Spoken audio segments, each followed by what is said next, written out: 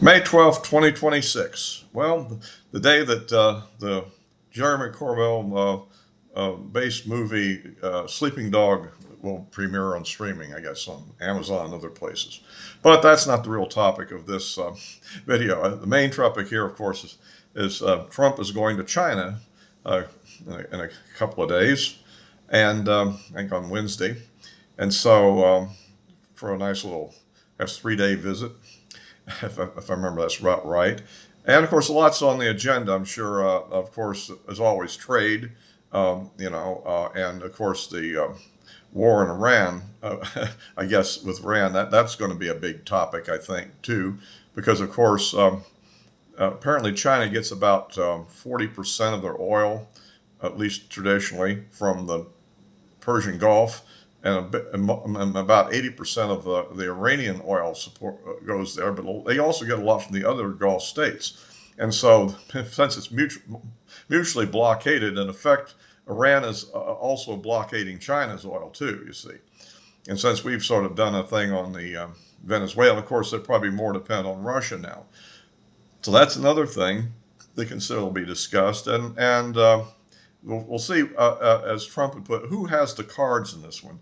A lot of people think that China may have the cards this time, but it's mutual. Trump's basic problem is getting through this war successfully, coming to a conclusion that will at least not look like a failure. And on the other hand, the Chinese do need to get the oil flowing eventually, right? I understand they're even buying oil from us now to some degree, which is kind of interesting. And of course, they've been withholding the rare earth minerals that we need for a variety of electronic devices and things. And on the other hand, they are buying soybeans. But then again, there's other sources they can use, such as Brazil. And at any rate, we can't really use that as a weapon because we'd lose the farm vote. And guys over the barrel on that one. So, and the farmers are a bit upset. I don't know how much. I guess fertilizer costs have gone up probably just because of scarcity, although I would still think the supply for the U.S. would be pretty much have been shipped before the Gulf got blocked up by the war, but I'm not, we'll see on that one. But the southern hemisphere in the fall, next fall, which would be their equivalent to spring season, I guess that may be a problem with that time because their stuff probably hasn't been shipped yet. So, and there's a lot of issues to be discussed in this trip, and we'll see how it comes out. Whether Trump always emphasizes his great relationship with President Xi, but I don't think the personal relationship is the key thing here. It's all about power politics and who has what cards and that sort of thing. So we can hope for the best and hope we got some good leverage out of it. If you like these videos, please give me a like, subscribe, click the bell for notifications, and you can also follow me on Rumble if you prefer that site. Yeah, what I hope we can get out of it is maybe some leverage on Iran to come to some kind of a solution. I don't think it's going to be the solution we really want, though, for a number of reasons. For one thing, the whole rationale for the war fundamentally was sold as getting the uranium hexafluoride, actually, the gas that's enriched up to 60% supposedly, U-235, that would be removed from their custody, and they'd also have, I guess, also agreed to cease enrichment. Well, I doubt they're going to make a deal like that. I don't see that happening yet. I mean, maybe that they'll completely cave. And barring the revolution, which didn't come either, which we were hoping for, well, that was our real trick to actually have a win. Would have been a public uprising, but that really hasn't happened either.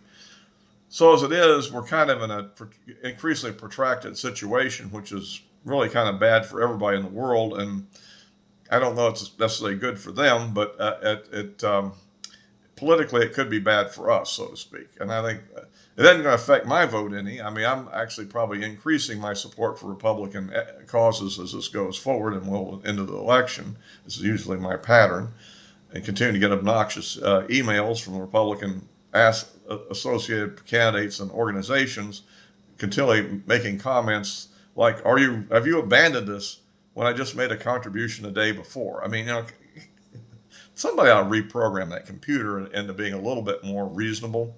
But anyhow, so that's the kind of thing we kind of are looking at here. So let's hope the trip goes well. I'm not necessarily that encouraged, but we'll see. Interesting.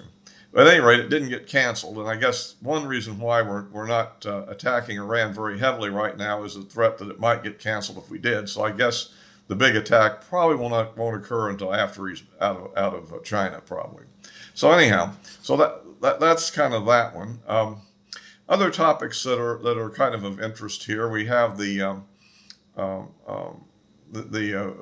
Victory Day parade in Moscow. Did happen without any incident, without any drone attacks, missile attacks, or anything else. And so, and it looks like Trump's 3-day truce is pretty much held for the 3 days, and probably by the time anybody sees this, they'll probably be at it again. At least that's the anticipation that when the 11th is over, they will, by their calendar, they'll be back to launching drones and missiles at each other and everything else.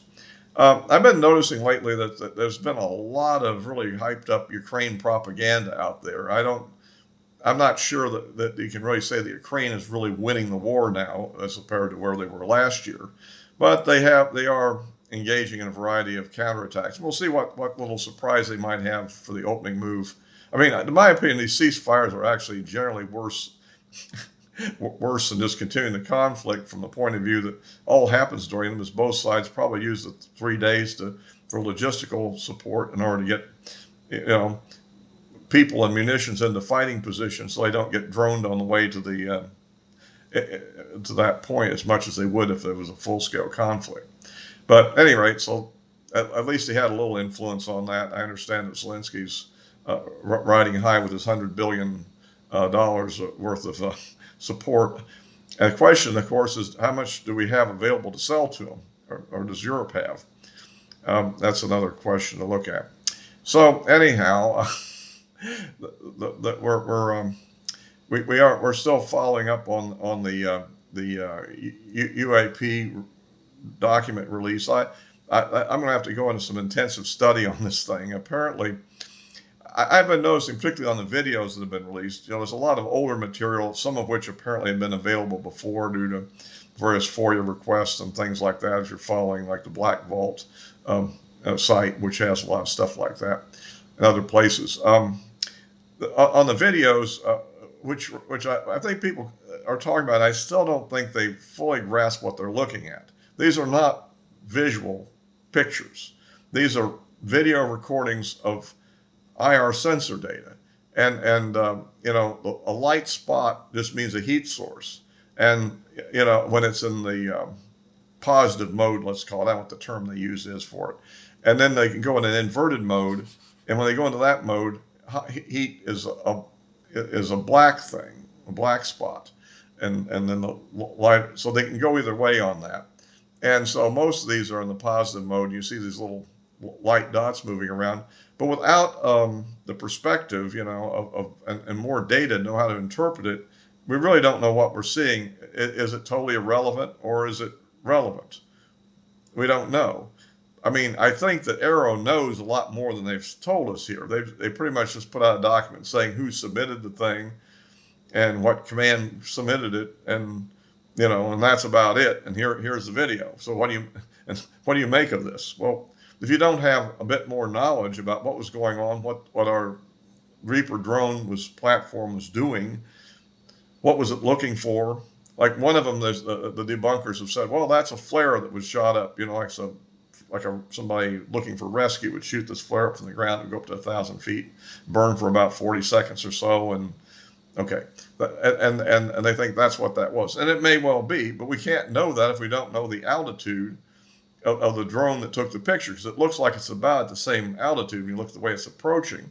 So you kind of look at that, and somebody said, well, there's a parachute there. Well, maybe there is, but you need to know more about the context. I mean, was somebody down there looking for a rescue? Was this drone out looking to find them? If that's the case, you would conclude something differently than if it was at 10,000 feet and something like that showed up. Just a point to be made. So anyway, but that's getting a lot. I mean, I think the hardcore people are being disappointed because we didn't actually show them a real saucer in a hangar somewhere or something like that, which would be nice. That's what I'd like to have seen, but I didn't think they'd do it that early anyhow, if they're ever going to do it, because there's, as I understand, there's an ongoing battle between the agencies that control this stuff. So anyway, we'll see how that goes. And of course, like I mentioned at the beginning, tomorrow, on Tuesday, the 12th of May, the sleeping dog video, which supposedly, among other things, is going to get some documentation from Los Alamos, where they were studying UFOs or something back in the olden times. So we'll see what that is, how significant it is, and it also seems to be a little bit more of a biographical study of Corbell and his effort to get to the truth or whatever. So anyway, for those interested, I think, as I understand, it'll be on Amazon and some other places. So you can, apparently it's a typical $9.99 to rent and $19.99 to buy, whichever you want to do. If you think you want to buy it, look at it more than once, I guess, unless you want to do it just in one time, But anyhow, so that's kind of that, and we'll have to see what happens next in the Iran war. I understand that the Emirates, UAE, has actually conducted their own strikes on Iran, independent of our ceasefire. They're continuing to target Iran because Iran had been targeting them specifically.